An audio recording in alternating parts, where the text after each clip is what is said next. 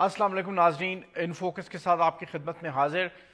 گزشتہ روز جو آپ نے ہمارے پروگرام میں رپورٹ دیکھی تھی کورٹس کے رول پہ، پولیٹیکل سسٹم سوسائٹی میں کورٹس کے رول پہ جو آپ نے رپورٹ دیکھی تھی، اسی کی کنٹینیوٹی میں ہم نے آج انٹرویو کیا ہے، انٹرویو کرنے جا رہے ہیں شائق عثمانی صاحب کو، جسٹس شائق عثمانی صاحب کو، لیگل کانسٹیٹیوشنل ایکسپرٹ، فارمر جج آف سپیریئر کورٹس۔ ان کو ہم انٹرویو کریں گے، لیکن سبجیکٹ ہمارا وہی ہوگا، جوڈیشل ایکٹیویزم، کورٹس کا رول پاکستانی سوسائٹی میں، پاکستان کے پولیٹیکل سسٹم میں۔ السلام علیکم سر۔ وعلیکم السلام عمر صاحب۔ سر یہ فرمائیے گا کہ جو جوڈیشل ایکٹیویزم ہم نے دیکھا افتخار چودھری صاحب کے زمانے میں، کیا وہی اس کی سب سے بڑی اچیومنٹ آپ کیا دیکھتے ہیں؟ ابھی تک وہ کنٹینیو کر رہا ہے، اس کی اچیومنٹ کیا ہے یا اس کی شارٹ کمنگز کیا ہیں؟ یہ بڑا انٹرسٹنگ سوال آپ نے پوچھا، کیونکہ یہ جوڈیشل ایکٹیویزم جو شروع ہوئی چودھری افتخار صاحب کے زمانے سے، وہ ایک قسم کا لینڈ مارک ہے اور واٹر شیڈ ہے ہماری جوڈیشل ہسٹری میں، چونکہ ابھی تک اس سے پہلے تک جوڈیشری یا جوڈیشل سسٹم جو تھا وہ اس کے متعلق عام طور سے لوگوں کو کچھ معلوم نہیں تھا، بڑا کوائٹ سسٹم تھا جس طرح کہ انگلینڈ میں ہے، اور کسی کو کچھ پتہ نہیں ہوتا تھا، اور بہت سی چیزیں ایسی ہوتی تھیں جو کہ جب ہو جاتی تھی تو پتہ چلتی تھی۔ لیکن کچھ جب یہ حالات جو شروع ہوئے پرویز مشرف کے زمانے میں، اور جب پرویز مشرف نے ایل ٹریٹ کیا چودھری افتخار صاحب کو، تو ہم نے دیکھا کہ بہت سے لوگ جو عام طور سے وکیل، سینئر وکیل اور دوسرے لوگ جو ریٹائرڈ ججز وغیرہ، جن کو کہ عام طور سے جو سیاسی معاملات ہیں یا ملک کے معاملات میں کوئی خاص انٹرسٹ نہیں تھا، وہ بھی انٹرسٹڈ ہو گئے۔ مجھے ابھی تک یاد ہے کہ جب چودھری افتخار صاحب کے خلاف یہ کارروائی ہو رہی تھی تو مجھے بھی کوئی خاص انٹرسٹ نہیں تھا کیا ہو رہا ہے، تو میں نے ایسے ہی فون کیا کسی دوست کو اسلام آباد میں کہ ابھی کیا ہو رہا ہے، تو انہوں نے کہا جی آپ کے چیف جسٹس کو بال سے پکڑ کے وہ گاڑی سے نکال رہے ہیں لوگ۔ تو وہ جب میں نے سنا تو اس کے بعد میں نے کہا کہ یہ تو نہیں ہو سکتا۔ تو یہی ری ایکشن جو تھا تقریباً سب لیگل کمیونٹی کا ہوا تھا، اور سب باہر کھڑے ہو گئے، انہوں نے کہا یہ آپ نہیں کر سکتے۔ تو اس طرح سے جوڈیشری جو ہے ایک پاپولسٹ موومنٹ کے طور پر سامنے آئی، اور چودھری افتخار صاحب کو لیکن سر جوڈیشل ایکٹیویزم جو چودھری افتخار صاحب کے دور میں شروع ہوا تھا، کیا وہ اب تک کنٹینیو کر رہا ہے اور اس کی اچیومنٹ کیا ہے؟ ہاں دیکھیے، اب یہ جوڈیشل ایکٹیویزم شروع ہوئی اسی وجہ سے، اسی واسطے میں آپ کی تمہید باندھ رہا تھا کہ وہ ایکٹیویزم اس واسطے شروع ہوئی کہ چودھری افتخار صاحب جو تھے ان یوزول چیف جسٹس بنے، یعنی ایک قسم کے وہ الیکٹڈ چیف جسٹس بن گئے، اور اس الیکٹڈ چیف جسٹس ہونے کی وجہ سے ان کا جو کلاؤڈ تھا وہ باقی جتنے پہلے چیف جسٹسز تھے ان سے بڑھ گیا، اور یہی وجہ تھی جوڈیشل ایکٹیویزم کی جو انہوں نے شروع کی۔ اور وہ ایکٹیویزم جو شروع کی، انٹرفیئرنس کی انہوں نے، اور کئی جگہ تو خیر انہوں نے زیادتیاں بھی کی، مثلاً وہ شوگر کی پرائسز وغیرہ فکس کرنا وہ صحیح نہیں تھا، لیکن بہرصورت وہ انہوں نے ایکٹیویزم کا ایک شروع کر دیا، پروسیس شروع کر دیا، اور جوڈیشری ایکٹیو ہو گئی، اور انہوں نے گورنمنٹ کے احکامات کو تنقید کرنا شروع کر دی، اور اس کو تنقید کے نگاہ سے دیکھنا شروع کیا، اور یہ چیز شروع ہوئی تھی ان سے، اور ان کے بعد بھی یہ برقرار رہی۔ کچھ تھوڑی بہت کم ہو گئی یقیناً، باقی جو چیف جسٹس آئے وہ اتنے اس معاملے میں ایکٹیو نہیں تھے، لیکن اب ہم نے دیکھا ہے کہ جو پریزنٹ چیف جسٹس ہیں وہ اس میں اسی طریقے سے پھر سے ایکٹیو ہو گئے، اور وہ خاص طور سے ان انسیڈنٹس میں جہاں پہ کہ سراسر ناانصافی کے انسیڈنٹس ہیں، مثلاً وہ میڈ کے ساتھ جو ٹریٹمنٹ ایک جج نے کیا تھا، اور بہت سی چیزیں جو انہوں نے نوٹس دی ہیں۔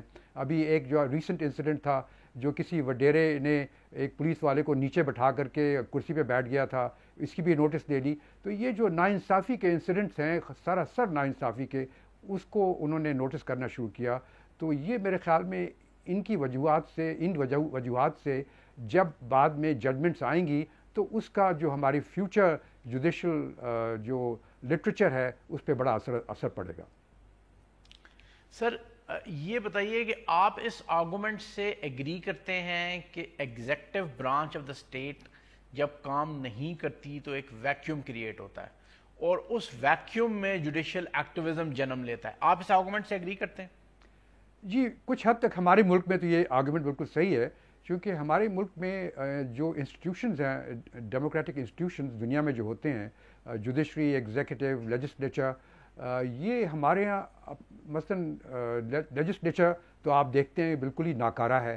آپ نے کبھی دیکھا ہوگا، آپ کے ٹی وی پروگرامز میں دیکھتے رہتے ہیں، جب کبھی کسی نیشنل اسمبلی یا سینٹ وغیرہ کی تصویر نظر آتی ہے اندر کی، تو آپ دیکھتے ہیں 2-3 آدمی بیٹھے اونگ رہے ہوتے ہیں، کوئی ایکٹیو انٹرسٹ نہیں لیتا لیجسلیچر میں. اور یہی حال ایگزیکٹو کا ہے. ایگزیکٹو میں جتنے ہمارے ممبران ہوتے ہیں، جتنے منسٹرز اور وغیرہ لوگ دوسرے قسم کے لوگ ہوتے ہیں، وہ بھی زیادہ تر وہ اپنے اقربا پروری میں لگے ہوتے ہیں، کسی کو کوئی خاص ملک سے انٹرسٹ نہیں ہوتا. تو اس ایٹماسفیئر میں صرف سر میں اس پہ تھوڑا سا انٹرپٹ کروں گا. مجھے یہ فرمائیے گا کہ 20,000 کے قریب بیک لاگ ہے سپریم کورٹ میں کیسز کا، تو جس کورٹ میں 20,000 کا بیک لاگ ہو، وہ یہ ایگزیکٹو کو یہ کہہ سکتی ہے کہ وہ کام نہیں کر رہے؟ نہیں، بالکل صحیح کہہ سکتی ہے، لیکن اس کا قصوروار جو ہے وہ جوڈیشری نہیں ہے، اس کا قصوروار ایگزیکٹو خود ہے اور لیجسلیچر ہے. چونکہ ہمارے جو جہاں تک کہ جوڈیشری ہے، وہ تو آپ کے جو قوانین ہیں ان کے بیسس پر کام کرتی ہے، فیصلے دیتی ہے. اور ہمارے جو قوانین، خاص طور سے جو کورٹس کے پروسیجر کے قوانین ہیں، وہ انگریزوں کے زمانے کے 19 سینچری کے زمانے کے وہ قوانین ہیں، جو کہ بالکل ناکارہ ہے آج کل کے زمانے کے لیے اور آج کل کے جو ہم لوگوں کے جو نیچر ہے اس کے لیے.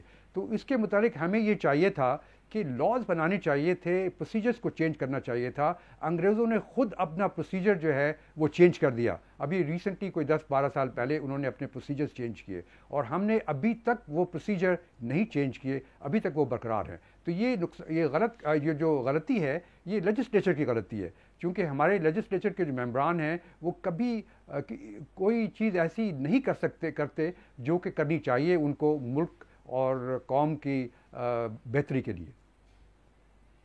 سر یہ جو کانسیپٹ ہے کہ سپریم کورٹ کی ان لمیٹڈ پاورز ہیں ٹو تشریح کرنا آئین کی، اور دوسرا یہ کہ انفورسمنٹ آف فنڈامنٹل رائٹس کے حوالے سے ان لمیٹڈ پاورز ہیں 184(3) کے تحت، یہ کانسیپٹ تو ذرا ایکسپلین کریے، یہ کیا کانسیپٹ ہے؟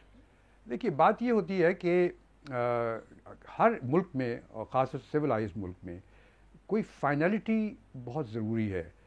تو ایک بڑے فیمس جج ہیں امریکہ کے، انہوں نے کہا تھا کہ we are final not because we are infallible, we are infallible because we are final. تو اس سے یہ ہوتا ہے کہ دیکھیے کوئی فائنلٹی ہونی ہے. یہ اگر یہ تھوڑی سی اس کی تشریح کر دیں ہمارے جی میں آپ کو تشریح کرتا ہوں کہ انہوں نے یہ کہا کہ سپریم کورٹ کے وہ چیف جسٹس تھے، انہوں نے یہ کہا کہ وی آر فائنل، یعنی ہم بالکل آخر، یعنی حتمی چیز ہم کہتے ہیں، اس وجہ سے نہیں کہ ہم غلطی نہیں کر سکتے، ہم غلطی اس واسطے نہیں کر سکتے کہ ہم فائنل ہیں. یہ اس کا مقصد ہے. یعنی فائنلٹی جو ہے جوڈیشل سسٹم میں بہت ضروری ہے. یعنی ملک میں ایک موقع آنا چاہیے کہ اس کے آگے آپ نہیں جا سکتے. اللہ تعالیٰ تو ہر جگہ موجود ہے، لیکن ملک میں جو ہیومن بینگز ہیں ان کے آرگنائزیشن میں یہ فائنلٹی کی. لیکن سر اس میں یہ بھی ذرا اس پہ بھی رائے کا اظہار فرمائیے گا کہ ایک پولیٹیکل لیڈر اٹھتا ہے اور وہ کہتا ہے کہ میں اسلام آباد کو لاک ڈاؤن کر دوں گا، اور آپ اس کی پٹیشن کرنا شروع کر دیتے ہیں. پھر گورنمنٹ کی طرف سے پریشر آتا ہے کہ جناب یہ ہمارا تو احتساب ہو گیا، اس کا بھی احتساب ہونا چاہیے. آپ اسی 184(3) کے تحت اس کا بھی احتساب شروع کر دیتے ہیں. تو یہ اس کے بارے میں ایکسپلین کریں نا کہ آپ پبلک پریشر میں آ کے وہ کام کر رہے ہیں جو جوڈیشل ایکٹیویزم کو زیب نہیں دیتا. نہیں، یہ میں آپ سے بالکل ایگری کرتا ہوں، اور میں تو کبھی اس کے فیور میں نہیں تھا کہ ہماری سپریم کورٹ کو یہ اس کی نوٹس لینی چاہیے تھی یا کوگنیزنس لینی چاہیے تھی. یہ جو پولیٹیکل ٹربلز ہیں ساری دنیا کی ڈیموکریسیز میں، پولیٹیکل ٹربلز جو ہیں وہ آپس کے جو ان کے جو وہ تضادات ہوتے ہیں، یہ دوسری چیزیں ہوتی ہیں، اس کا ڈیسیشن پارلیمنٹ یا الیکشن کے ذریعے ہوتے ہیں. اور کبھی جوڈیشل سسٹم کو انوالو نہیں کرنا چاہیے تھا. اور آپ کو یاد ہوگا کہ جب یہ پٹیشن فائل ہوئی تھی انیشلی پی ٹی آئی کی طرف سے, تو سپریم کورٹ نے ریجیکٹ کر دیا تھا, رجسٹرار کے لیول پر ریجیکٹ کر دیا تھا اور اس کو آگے نہیں بڑھنے دیا تھا.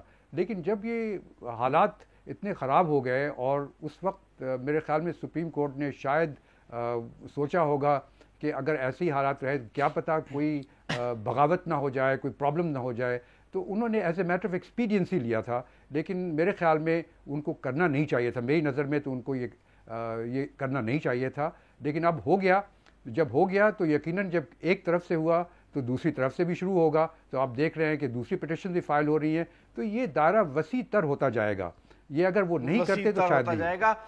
سر ایک چھوٹا سا ہمیں بریک لینا ہوگا, بریک سے واپس جب آئیں گے تو اس بارے میں بات کریں گے سر آپ سے کہ اینگلو سیکسن سسٹم میں ججز جو ہیں وہ بہت علیحدہ ہو کے رہتے ہیں معاشرے سے, پبلک اوپینین سے. ایسا محسوس ہوتا ہے, یہ غالباً غلط بھی ہو سکتے ہیں ہم, کہ پبلک اوپینین کا بہت اثر قبول کیا جا رہا ہے. یہ پبلک اوپینین کا کیا ریلیشن شپ ہوتا ہے جوڈیشل پاور سے, اس کے بارے میں ہم آپ کی رائے جاننا چاہیں گے, لیکن ایک چھوٹے سے وقفے کے بعد.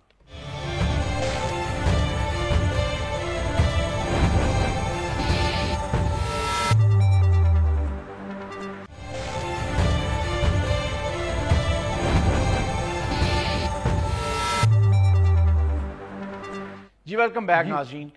سر یہ بتائیے گا کہ پبلک اوپینین کا کیا رول ہوتا ہے اس سارے جوڈیشل سسٹم میں, اور جوڈیشل پاور کو کتنا ایک پبلک اوپینین کو ٹیک انٹو اکاؤنٹ کرنا چاہیے یا نہیں کرنا چاہیے؟ بالکل دیکھیے, جو ہمارا جوڈیشل سسٹم ہے وہ انگلش جوڈیشل سسٹم پہ بیسڈ ہے, یعنی کامن لا سسٹم پہ بیسڈ ہے. اور کامن لا سسٹم میں ہمیشہ سے ججز جو تھے وہ جو اخبار بھی نہیں پڑھتے تھے, یعنی یہ تو ایک ٹریڈیشن, یہ سیٹ ٹریڈیشن تھی برٹش ججز کی پرانے زمانے میں, 70s میں, 60s 70s یا اس سے پہلے بھی, کہ وہ اخبار تک بھی نہیں پڑھتے تھے. وہ نہیں چاہتے تھے کسی قسم کا کوئی امپریشن ان کے دماغ میں ہو جو کہ پبلک اوپینین جس سے ڈیل کرتا ہو. تو اس وجہ سے میں نے کہا اخبار نہیں پڑھتے تھے. لیکن زمانہ بدل گیا. پہلے تو صرف ایک ڈسمنیشن کا ذریعہ صرف اخبار ہوتا تھا, لیکن اب اس کے بعد ٹیلی ویژن, الیکٹرانک میڈیا, اب تو سوشل میڈیا, ہزار چیزیں آ گئی ہیں.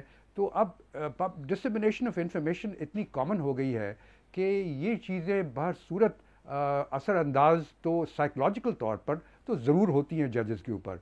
لیکن ججز کی جو ٹریننگ ہوتی ہے ہمیشہ سے وہ یہ ہوتی ہے کہ آپ ان سب چیزوں کو رد کر دیں گے, باہر کے کسی انفلوئنسز کو اپنے دماغ میں نہیں آنے دیں گے, اور اس کو بالکل کنسیڈر بھی نہیں کریں گے. یہ ان کی ٹریننگ ہوتی ہے.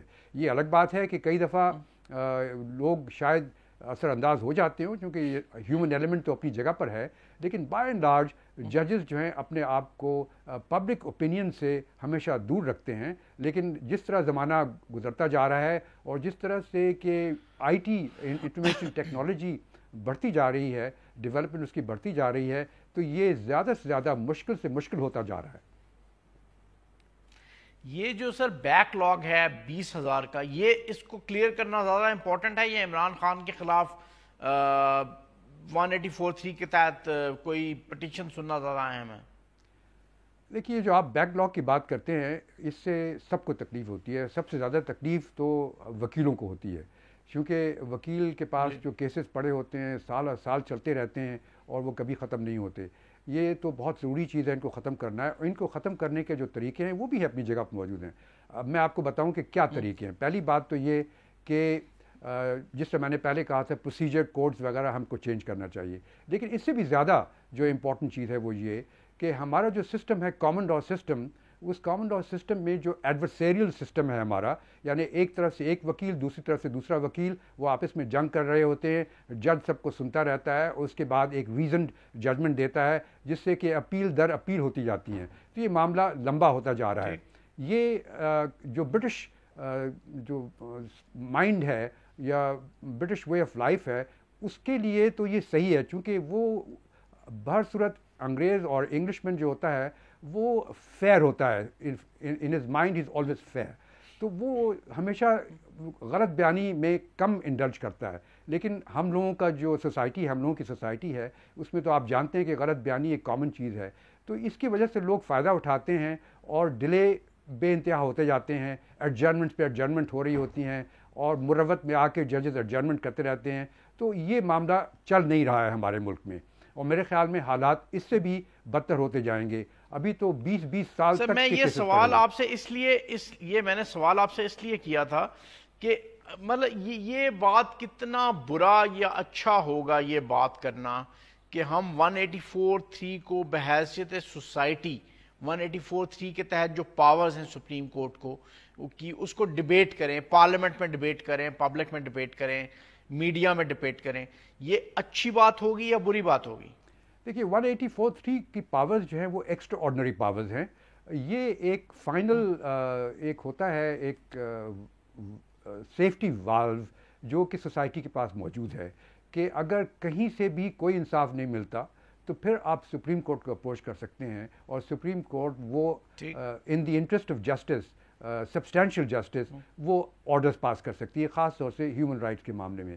لیکن ہمارے یہاں میرے خیال میں یہ بہت ہی مس یوز ہو رہا ہے اور بہت ہی زیادہ طور پہ استعمال کیا جا رہا ہے. میں جو بات کر رہا تھا میں اسی طرف آ رہا تھا کہ دیکھیے اگر ہمارا سسٹم جس طرح میں آپ کو بتاؤں یورپ میں جو سسٹم ہے پریولنٹ آج کل جوڈیشل سسٹم، اس کو کہتے ہیں سول لا سسٹم، جو کہ انکوزیٹوریل سسٹم ہوتا ہے، جو کہ اب یہ جو سو موٹو نوٹس وغیرہ جو لیتے ہیں وہ بھی ایک قسم کا انکوزیٹوریل سسٹم ہوتا ہے.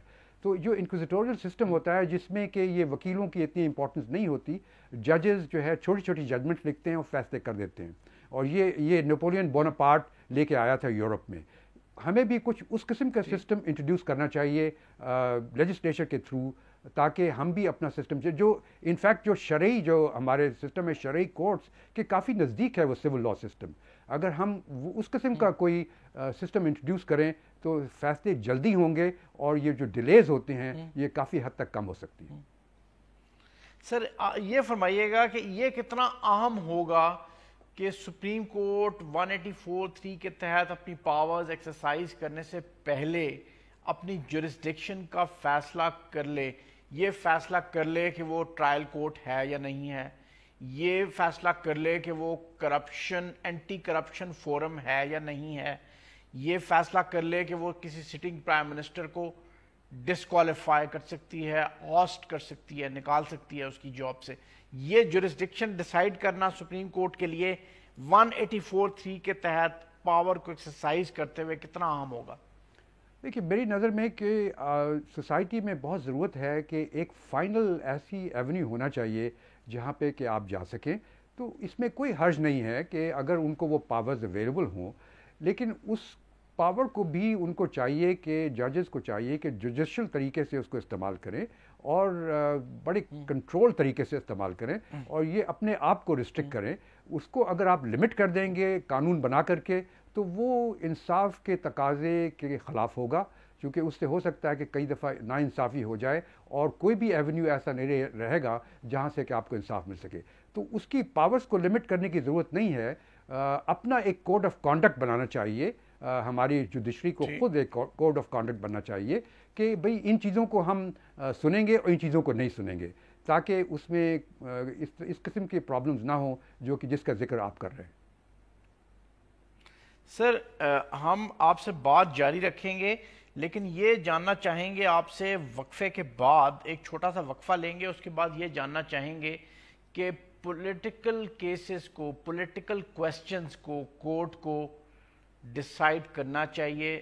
جو پریشر کورٹس پہ آتا رہا ہے، مثلا پاناما گیٹ سکینڈل کے جو کیسز تھے اس کے حوالے سے جب ہیئرنگ ہو رہی تھی، جس طرح کا دونوں پارٹیز کورٹ پہ پریشر ڈال رہی تھیں، اس کے بعد کیا پولیٹیکل کویسچنز ایڈریس کرنے چاہیے کورٹ کو یا نہیں؟ ایک وقفے کے بعد اس پہ بات کریں گے.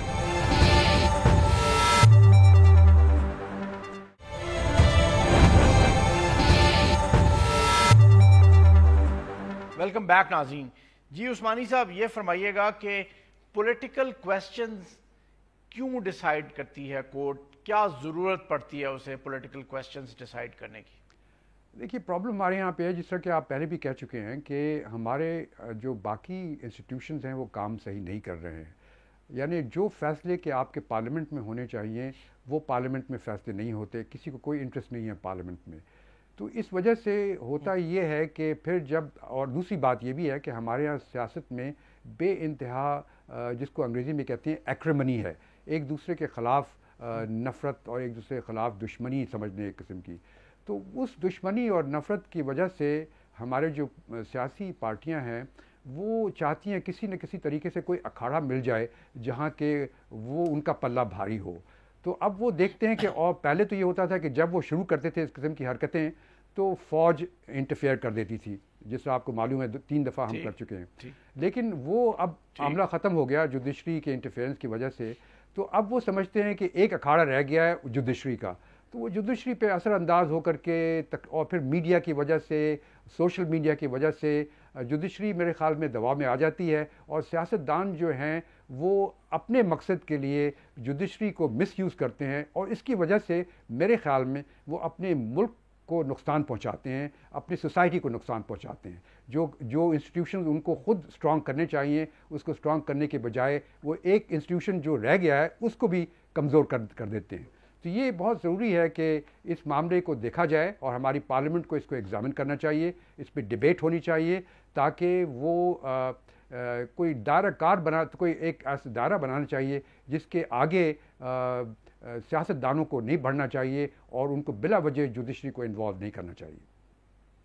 سر، ہمارے ملک میں روایت تو بڑی طاقتور ہے کہ کورٹس پولیٹیکل کویسچنز کو ایڈریس بھی کرتی ہیں، ان پہ فیصلے بھی دیتی ہیں. تو یہ کوئی چینج اس میں کوئی تبدیلی آنے کا بھی امکان موجود ہے؟ جی بالکل امکان ہے، چونکہ پہلے زمانے میں تو نہیں ہوتا تھا ایسا. مجھے یاد ہے بیک ان 70s میں یہ ایسا نہیں ہوتا تھا. عام طور سے جب اس قسم کا کوئی پولیٹیکل کویسچن لے کے آتا تھا تو ججز ہمیشہ کہتے تھے کہ یہ سیاسی معاملات ہیں، اس سے ہمارا کوئی تعلق نہیں ہے.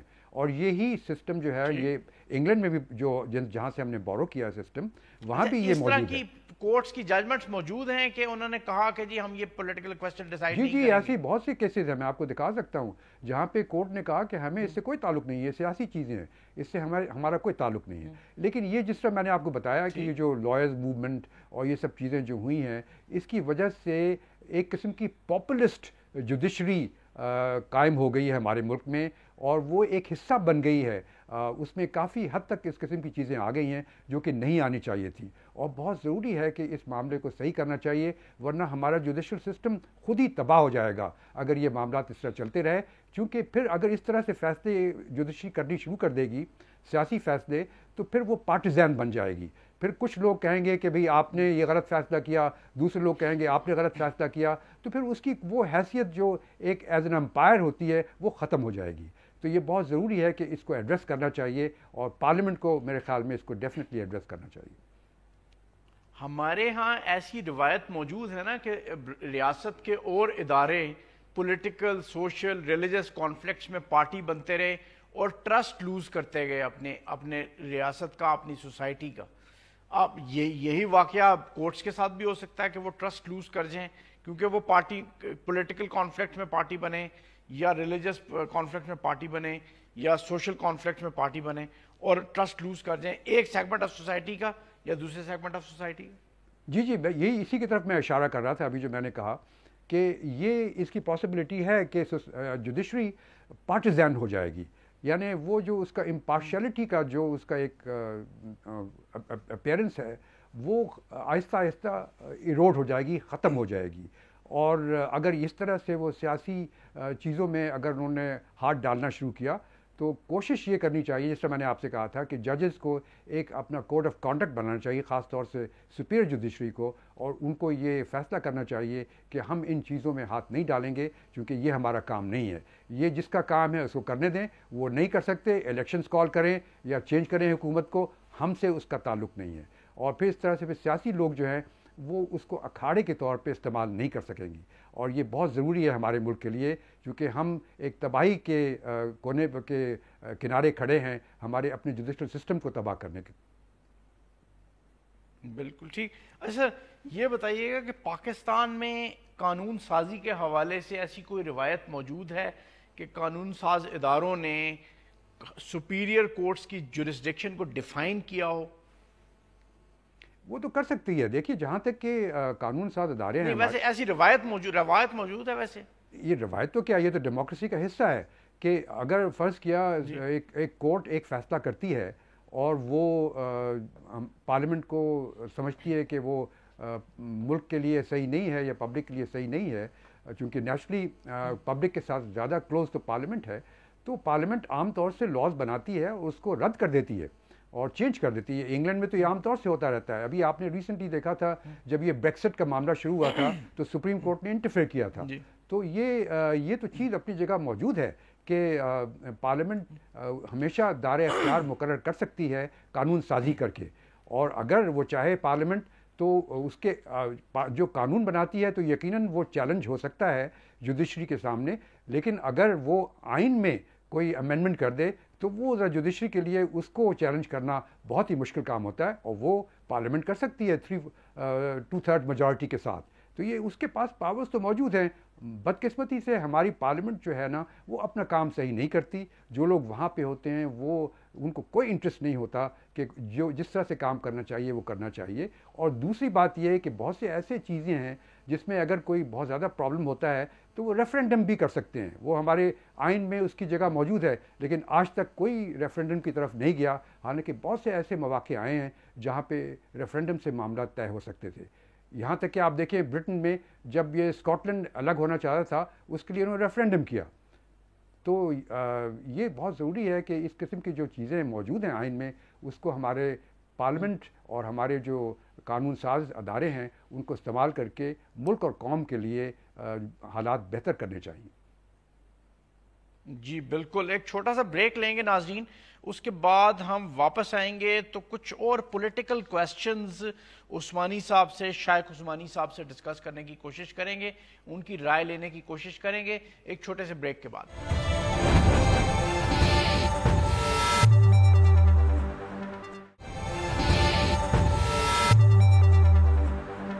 वेलकम बैक नाज़रीन। जी शाइख उस्मानी साहब, मैं एक सवाल करूंगा लेकिन मेरा वो बुनियादी सवाल नहीं होगा, मेरा सवाल उसके बाद आएगा।